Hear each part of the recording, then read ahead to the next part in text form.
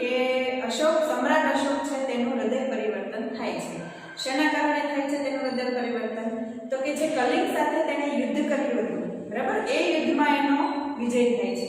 પણ વિજય થયા પછી જ્યારે તે યુદ્ધભૂમિ ઉપર જાય છે ત્યારે શું જુએ છે? નગરમાં જાય છે ત્યારે શું જુએ છે? તો કે સ્ત્રીઓ અને બાળકોના રોગકળ. અંદરથી એટલો આક્રોશ કરતા જુએ છે. કોઈના પિતાજી મૃત્યુ પામે છે, કોઈના દીકરા મૃત્યુ પામે છે. તો આ બધું રોગકળ જોઈને તેને એકદમ અંદરથી ઊંડાણથી પશ્ચાતાપની ભાવના જાગે છે. એટલે એને ત્યારે ત્યાં જ ઉભા નક્કી કરી નાખે છે, પ્રતિજ્ઞા લઈ લે છે કે આજ પછી હું ક્યારે શસ્ત્ર ઉપાડીશ નહીં અને યુદ્ધ પણ નહીં કરું. પણ શસ્ત્ર નહીં ઉપાડે, યુદ્ધ નહીં કરે તો કે તે જે એના જે સાધુ હતા ઉપગુપ્ત એની સાથે મળીને એના આદેશથી તે બૌદ્ધ ધર્મનો સ્વીકાર કરે છે, અંગીકાર કરે છે, એટલે કે અપનાવે છે બૌદ્ધ ધર્મને. બરાબર. હવે બૌદ્ધ ધર્મને અપનાવ્યા પછી તો કે બૌદ્ધ ધર્મને અપનાવ્યા પછી તે બૌદ્ધ ધર્મનો પ્રચાર કરે છે. તો પ્રચાર કરે છે તો આગળનો ટોપિક આપણો એ જ છે કે ધર્મ પ્રચાર તરીકે અશોક. હવે આમાં શું જોવાનું છે આપણે? તો કે જ્યારે તેને હૃદય પરિવર્તન થયું છે, તેને બૌદ્ધ ધર્મ સ્વીકાર્યો છે, તો એ જે બૌદ્ધ ધર્મના જે તીર્થ સ્થાનો છે, બૌદ્ધ તીર્થ સ્થાનો છે તેની યાત્રા કરે છે. બૌદ્ધ તીર્થધામોની યાત્રા કરે છે ત્યારે તો કે એ યાત્રા દરમિયાન તે બૌદ્ધ ધર્મનો પ્રચાર પણ કરે છે. બૌદ્ધ ધર્મનો પ્રચાર કરે છે કેવી રીતે? તો કે બૌદ્ધ ધર્મમાંથી પ્રેરણા લઈ તે ઠેર ઠેર સામ્રાજ્યમાં શિલાલેખો, અભિલેખો અને સ્તંભલેખો કોતરાવે છે. હવે આ બધામાં જે કોતરાવે છે તો કે જે બ્રાહ્મી લિપિમાં અને એ ભાષામાં કોતરાવે છે કે યુદ્ધ ના કરવું જોઈએ, એ બધું આપણે આગળ જોઈ ગયા છીએ. બરાબર. તો બૌદ્ધ ધર્મનો એમાંથી પ્રેરણા લઈને તે રાજ્યમાં ઠેર ઠેર શિલાલેખ અને અભિલેખો કોતરાવે છે. પછી તો કે જે એના રાજ્યમાં જે સમસ્યાઓ છે એ સમસ્યાઓના નિકાલ માટે ધર્મ ખાતાની રચના કરે છે. હવે આ ધર્મ ખાતાની રચના કરે તો એના ઉપર છે મહાધર્મપાત્ર. તો મહાધર્મપાત્રનું કાર્ય શું છે? તો કે જે બૌદ્ધ ધર્મ છે એનો પ્રચાર કરવાનો છે, પ્રજાઓના સુખ-દુઃખનું ધ્યાન રાખવાનું છે અને જે આ ધર્મ ખાતાની રચના કરી મહાધર્મપાત્ર છે તે એ પ્રજા છે એનું નૈતિક ધોરણ ઊંચું લાવવાનો પ્રયત્ન કરે છે. હવે અશોકે તેના સામ્રાજ્યમાં શિકાર ઉપર પ્રતિબંધ મૂક્યો છે. હવે આપણે જોઈએ આગળ તો જે ભગવાન બુદ્ધ હતા એના જે 5 નિયમો હતા, બરાબર, એ નિયમમાં આવે છે દયા, કરુણા, અહિંસા. આ પ્રેરણાદાયી ઉપરથી તે નક્કી કરે છે સામ્રાજ્યમાં શિકાર ઉપર પ્રતિબંધ. સામ્રાજ્યમાં શિકાર ઉપર પ્રતિબંધ કરે છે એટલે શિકાર નહીં કરવાનો પશુઓ, બરાબર, એટલે પશુઓ પર પ્રતિહિંસા બંધ કરાવે છે. બરાબર. ગૌતમ બુદ્ધના જે ઉપદેશો હતા એ 5 ઉપદેશો છે: દયા, કરુણા, અહિંસા, સદાચાર અને અનુકંપા. આ જે 5 સિદ્ધાંતો છે એના ઉપર એ ભાર મૂકે છે અને એને અનુસરવાનું કહે છે. આ માટે તે ધર્મ ખાતાની રચના કરે છે, બૌદ્ધ ધર્મનો પ્રચાર કરે છે અને રાજ્યમાં શિકાર પર પ્રતિબંધ અને પશુઓની હિંસા બંધ કરાવે છે.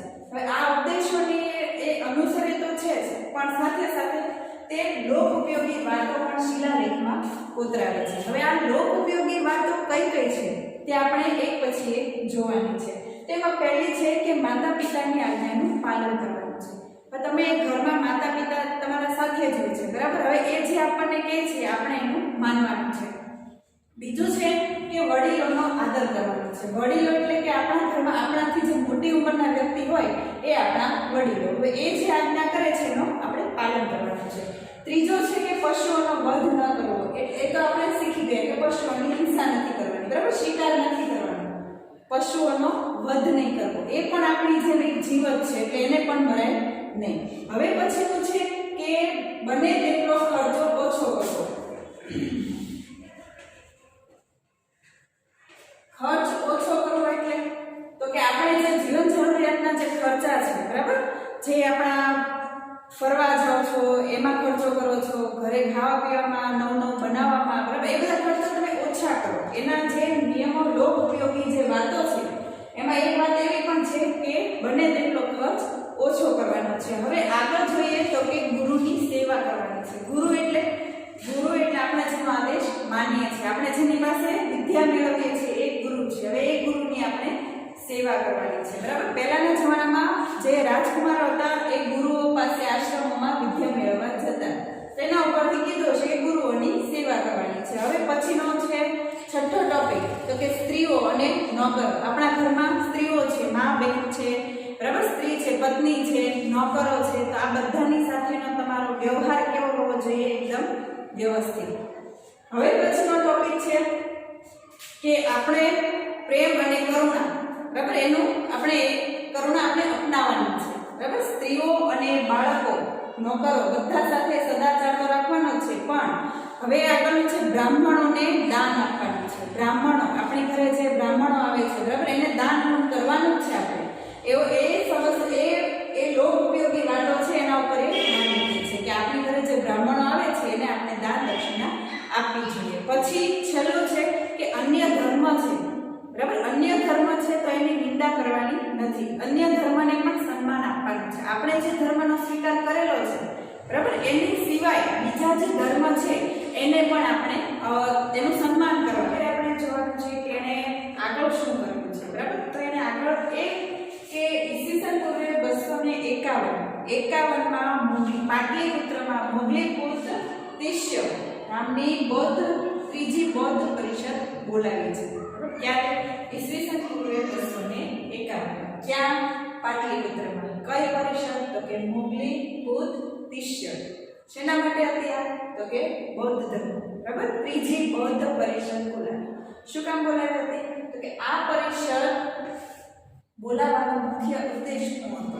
તો કે જે એને બૌદ્ધ ધર્મનો પ્રચાર કર્યો છે, આ પ્રચાર દરમિયાન ઊભા થયેલા મતાંતરો દૂર કરવાના. મતાંતરો એટલે કોઈ એક ધર્મ હોય છે તો એમાં જે બે લોકો હોય છે એના વિચારો સરખા હોતા નથી. આ કહેવાય છે મતાંતરો. તો બધાને જે આ ત્રીજી પરિષદ બોલાવે છે, બધાને ભેગા કરે છે. તો શું કામ ભેગા કરે છે? તો કે જે બૌદ્ધ ધર્મના પ્રચાર દરમિયાન ઊભા થયેલા મતાંતરો દૂર કરવાના. મતાંતરો દૂર કરીને ધાર્મિક એકતા સ્થાપવાની છે, બરાબર. ધાર્મિક એકતા એટલે બધાના વિચારો સરખા હોવા જોઈએ. શું કામ બોલાવે છે ત્રીજી પરિષદ? તો કે બૌદ્ધ ધર્મના પ્રચારમાં ઊભા થયેલા મતાંતરો દૂર કરવાના અને ધાર્મિક એકતા સ્થાપવા માટે. હવે આગળ જોઈએ તો તેણે બૌદ્ધ ધર્મનો પ્રચાર ક્યાં ક્યાં કર્યો છે?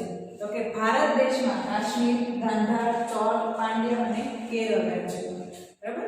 ભારત દેશના કાશ્મીર, ગાંધાર, ચોલ, પાંડ્ય અને કેરળ આ રાજ્યોમાં તેણે બૌદ્ધ ધર્મનો પ્રચાર કર્યો છે. હવે ખાલી ભારતમાં જ નથી કર્યો, ભારતની બહાર વિદેશમાં બ્રહ્મદેશ એટલે કે હાલનું મ્યાનમાર, સિલોન એટલે હાલનું શ્રીલંકા, પછી છે સિરિયા, ઇજિપ્ત અને મેસેડોનિયા, બરાબર.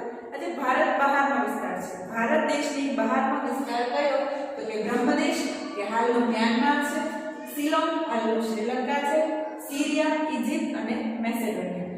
આ બધા વિદેશ છે, બરાબર. વિદેશમાં પણ તેણે ધર્મનો પ્રચાર કરવા માટે ધાર્મિક મંડળો મોકલ્યા હતા. તેણે પોતાના જ કુટુંબમાં, પોતાના જ ખાનદાનમાં જે પુત્ર મહેન્દ્ર અને પુત્રી સંઘમિત્રા એને સિલોન મોકલ્યા છે. સિલોન એટલે કે હાલનું શ્રીલંકા. કોને મોકલ્યા છે શ્રીલંકા? તો કે પુત્ર મહેન્દ્ર અને પુત્રી સંઘમિત્રા.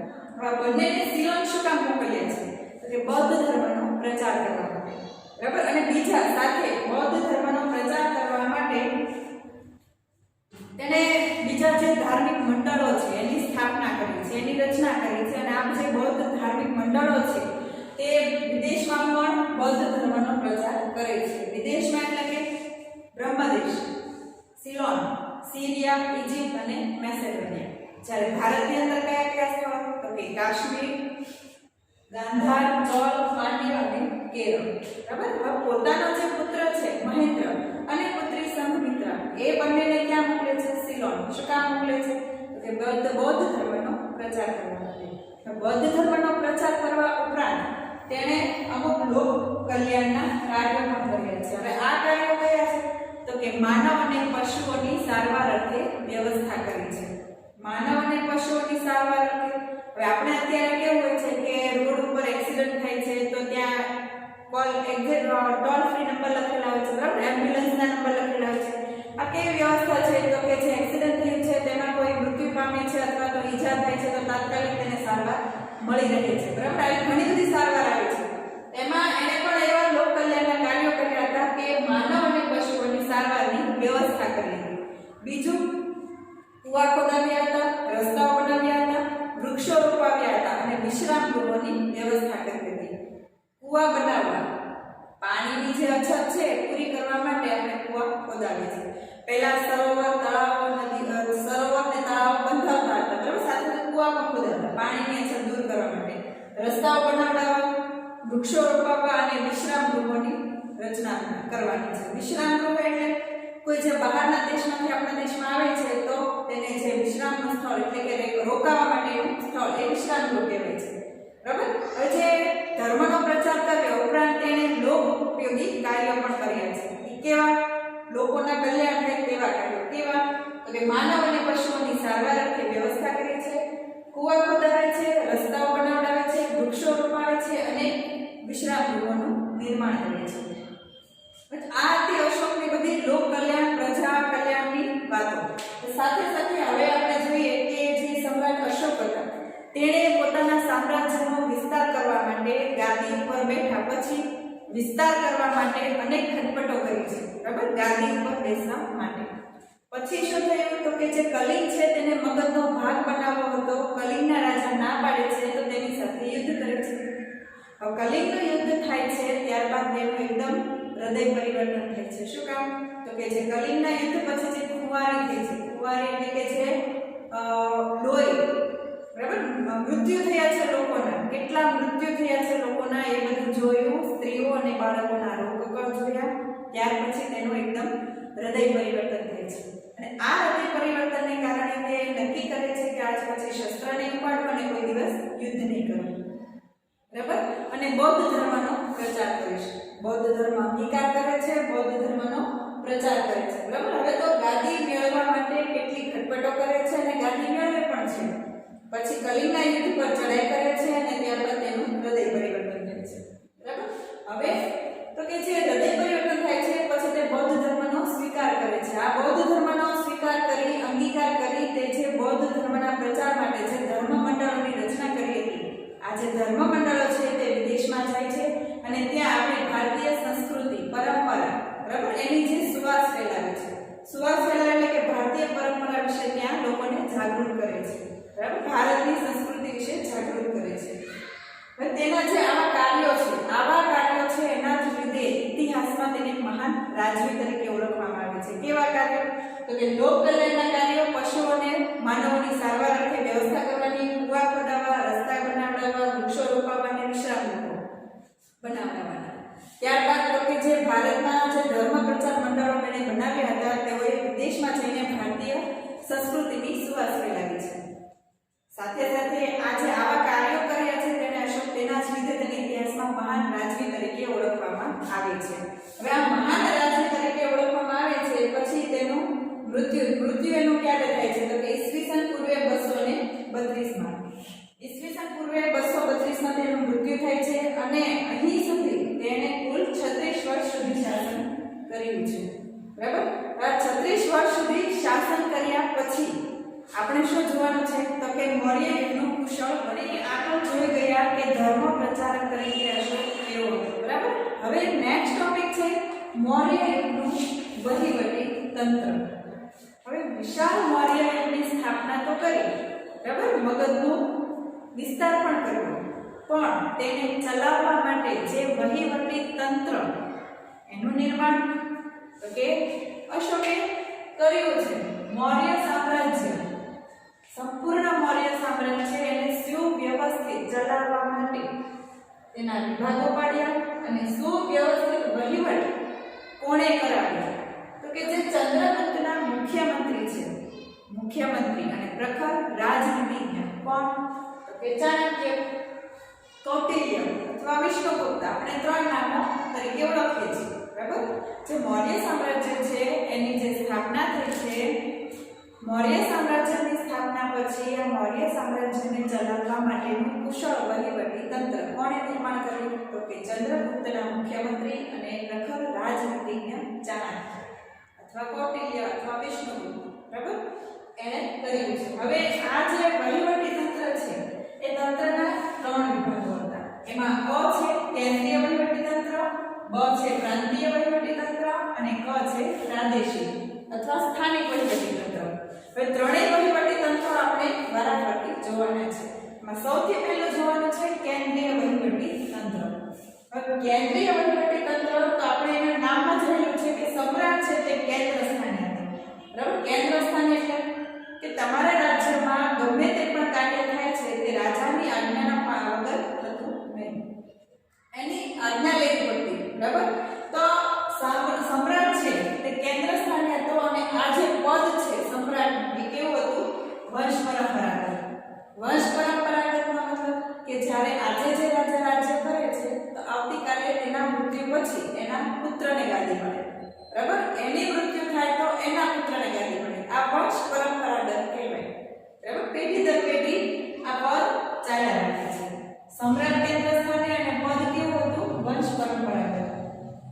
વહીવટી એટલે કે મૌર્ય વંશ છે એનો જે વહીવટ ચલાવવાનો છે તો એ આ સમ્રાટ છે. સમ્રાટ એ વહીવટી, લશ્કરી અને ન્યાયતંત્રનો વડો હતો.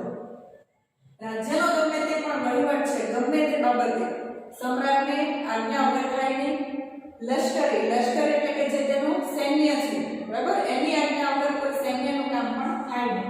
અને ન્યાયતંત્ર તો કે રાજ્યમાં જે ગુના થાય છે, ચોરી, લૂંટફાટ, મારપીટ, બરાબર, એ બધા ગુના છે. ગુના એ સીધા કોની પાસે કમ્પ્લેન્ટ લઈને આવવાની? તો કે રાજા પાસે, સમ્રાટ પાસે. બરાબર, ન્યાયતંત્રનો વડો એટલે કે મુખ્ય એ પણ કોણ હતા? સમ્રાટ હતા. પાટલીપુત્ર અને આજુબાજુનો વિસ્તાર સમ્રાટના સીધા અંકુશમાં હતો. પાટલીપુત્ર તો છે જ, પણ આજુબાજુના જે રાજ્યો છે, મગધનો વિસ્તાર જ્યાં સુધી છે, મૌર્ય સામ્રાજ્ય એનો વિસ્તાર જ્યાં સુધી પણ છે, બરાબર, તેની સાથે સીધા અંકુશમાં કોણ? સમ્રાટ.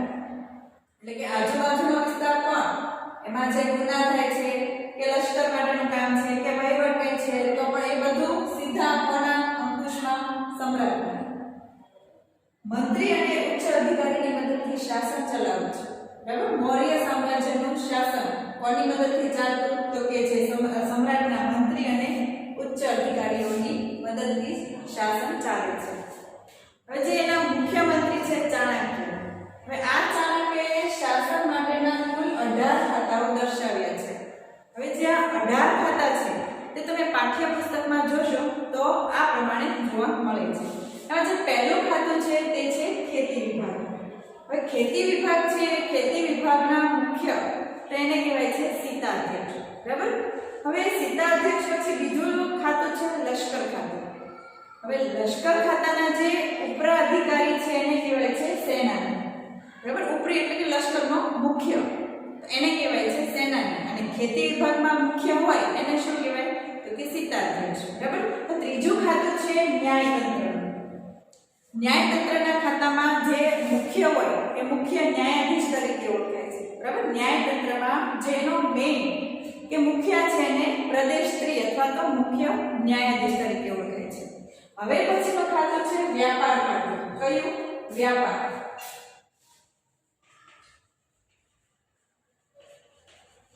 જ્યાં વ્યાપાર ખાતું છે એનો મુખ્ય અધિકારી છે એને કહેવાય છે પણ્યાધ્યક્ષ.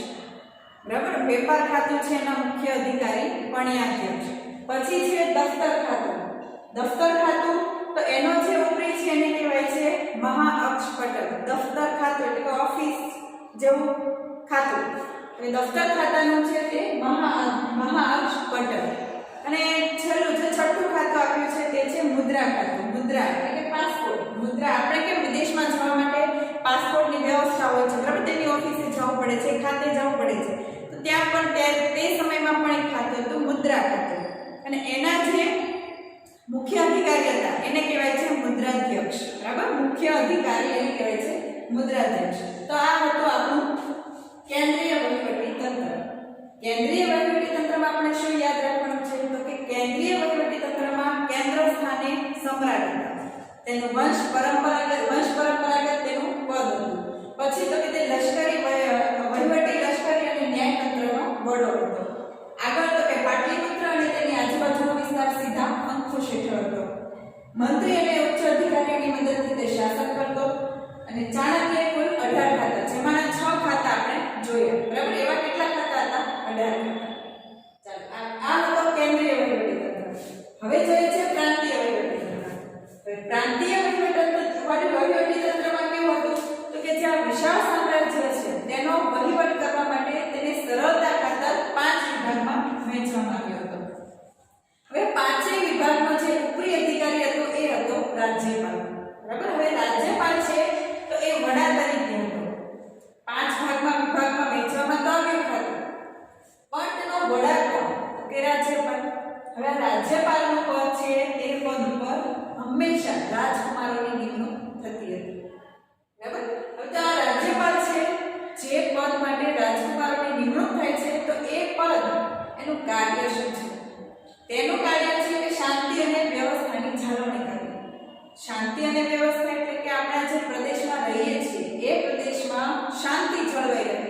વ્યવસ્થા જળવાઈ રહે એની જાળવણી કરવાનું કામ કોનું હતું? રાજ્યપાલ.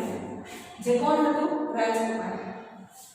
કરવેરા ઉઘરાવવા અને જે સમ્રાટ આદેશ આપે છે, બરાબર, એ આદેશોનું પાલન કરવાનું અને પ્રાંતમાં બનતા બનાવોથી સતત સમ્રાટને વાકેફ કરવાનું.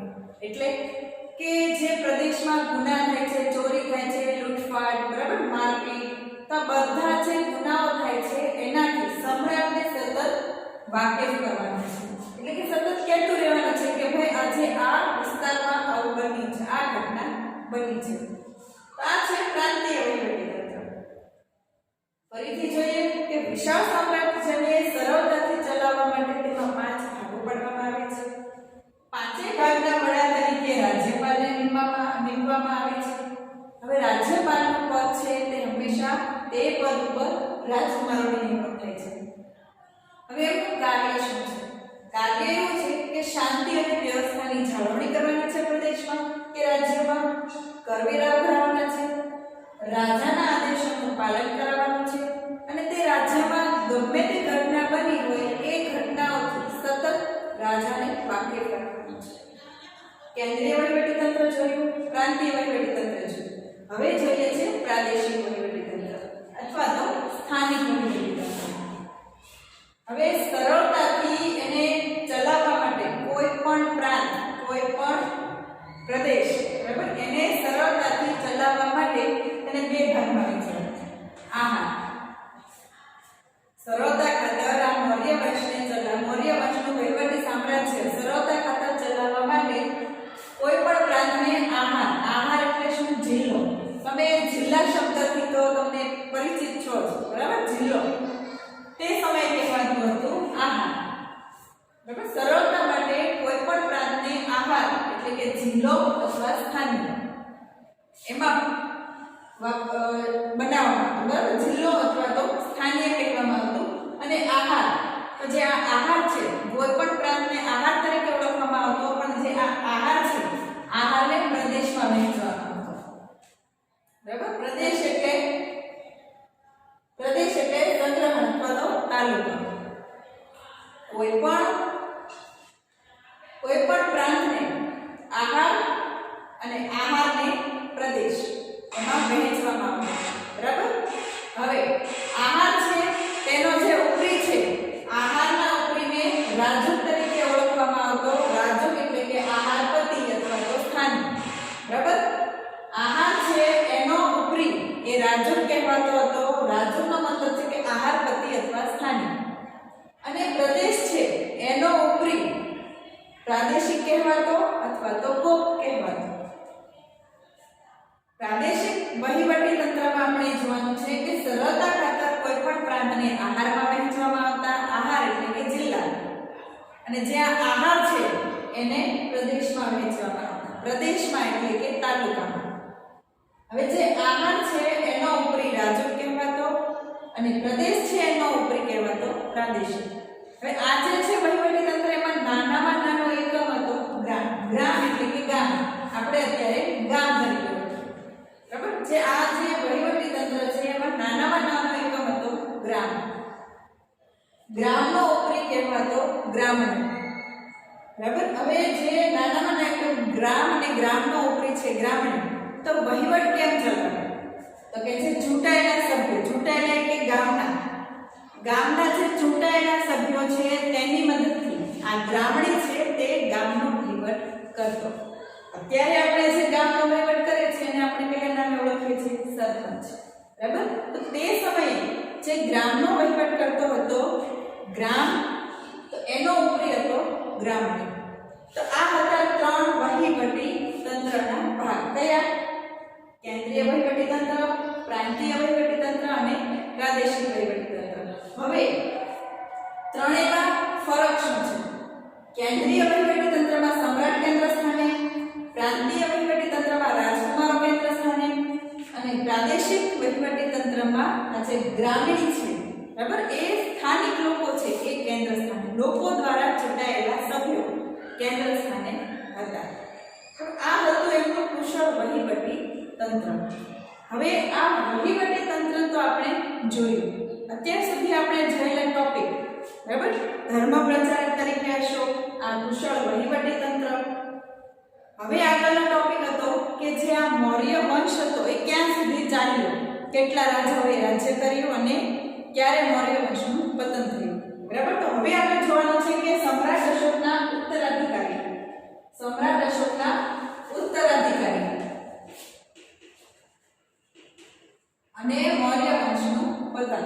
બરાબર, હવે સમ્રાટ અશોકના જે ઉત્તરાધિકારીઓ છે અને મૌર્ય વંશનું પતન, આનો આ ટોપિક છે. તો ઉત્તરાધિકારીઓ વિશે માહિતી મેળવવી હોય તો કે જે બૌદ્ધ અને જૈન ગ્રંથો છે તેમાંથી સરળતાથી તેના વિશે માહિતી મળે છે. બરાબર, હવે સમ્રાટ અશોક પછીના કુલ 9 કે 10 રાજાઓ મળીને કુલ 137 વર્ષ સુધી શાસન કર્યું હતું. કેટલા રાજાઓ? 9 કે 10. કેટલા વર્ષો? 137. આ બધી માહિતી ક્યાંથી મળે? તો કે જે બૌદ્ધ અને જૈન ગ્રંથો છે અથવા તો તેના શિલાલેખો, સ્તંભલેખો, બરાબર, ગમે તે જે ઇતિહાસની જાણકારી મેળવવા માટેના સ્ત્રોતો છે એમાંથી આપણને માહિતી મળી રહી છે કે સમ્રાટ અશોક પછીના 9 કે 10 રાજાઓ મળીને કુલ 137 વર્ષ સુધી શાસન કર્યું છે. બરાબર, હવે આ જે ગ્રંથો છે એમાં જણાવ્યા પ્રમાણે અશોક પછીના કયા કયા રાજાઓ? તો કે અશોક પછીના છે કૃણાલ, શ્રમપતિ, બરાબર, બૃહદ્રથ રાજા, જયલોક, દશરથ, દેવવર્મા, આ બધા રાજાઓ છે. શતધન્વા, આ બધા રાજાઓ છે એને રાજ્ય કર્યું છે. અને અંતિમ રાજા બૃહદ્રથ, જેમ ધનવંશના અંતિમ રાજા ધનાનંદ હતા. બરાબર, પછી એનું મૃત્યુ થયું ત્યારે ચંદ્રગુપ્ત મૌર્યએ મૃત્યુ કર્યું અને મૌર્ય વંશની સ્થાપના કરી. પહેલા રાજા કેવા હોય મૌર્ય વંશના? તો છે ચંદ્રગુપ્ત મૌર્ય. એની પછી વંશ પરંપરાગત બિંદુસાર અને એની પછી આવે છે એમના પુત્ર અશોક. અશોક સમ્રાટના મૃત્યુ પછી તેના ઉત્તરાધિકારીઓ ટોટલ 9 કે 10 રાજાઓએ મળીને 137 વર્ષ સુધી શાસન કર્યું. પણ આ જે નામ આપ્યા છે અશોક રાજા પછીના 9 કે 10 રાજાઓ, એમાં જે છેલ્લો રાજા હતો બૃહદ્રથ. હવે બૃહદ્રથ રાજા હતો એ શાસન કરવામાં નિષ્ફળ જાય છે. બરાબર, નિર્બળ રાજા પુરવાર થાય છે. બૃહદ્રથ રાજા કયો? બૃહદ્રથ શાસન કરવામાં નિષ્ફળ જાય છે અને આ જે નિર્બળ, એનું જે નિર્બળ શાસન છે એનો લાભ ઉઠાવે છે એનો સેનાપતિ પુષ્યમિત્ર શુંગ. બરાબર, હવે જે લાભ ઉઠાવે છે કેવી રીતે? તો કે એકવાર બૃહદ્રથ રાજાને લશ્કરી કવાયતના બહાને તે બોલાવે છે અને લશ્કરી કવાયતના બહાને બોલાવીને તેની હત્યા કરે છે. હત્યા પછી તો કે તેની હત્યા પછી પુષ્યમિત્ર શુંગ એને શુંગ વંશની સ્થાપના કરી છે અને અહીંયા થાય છે મૌર્ય વંશનું પતન. ઈસવીસન પૂર્વે 185, બરાબર, ત્યારે મૌર્ય વંશનું પતન થાય છે અને શુંગ વંશની સ્થાપના થાય છે.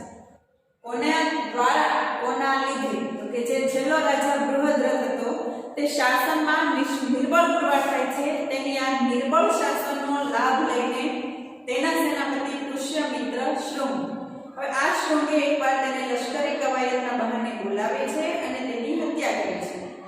આ મૌર્ય સામ્રાજ્યનું પતન થાય છે. છેલ્લો રાજા મૌર્ય સામ્રાજ્યનો હતો બૃહદ્રથ અને એના મૃત્યુ પછી શુંગ વંશની સ્થાપના થાય છે. શુંગ વંશની સ્થાપના થાય એટલે મૌર્ય વંશનું પતન. બરાબર, હવે અહીંયા સુધી આપણે જોયું કે મૌર્ય વંશની સ્થાપના કેવી રીતે થઈ અને છેલ્લો ટોપિક એ મૌર્ય વંશનું પતન કેવી રીતે થયું. અહીંયા આપણો આ ટોપિક પૂરો થાય છે. આશા રાખું છું કે મેં જે સમજાવ્યું છે તે તમને સરળતાથી સમજણ પડી હશે. હવે આપણે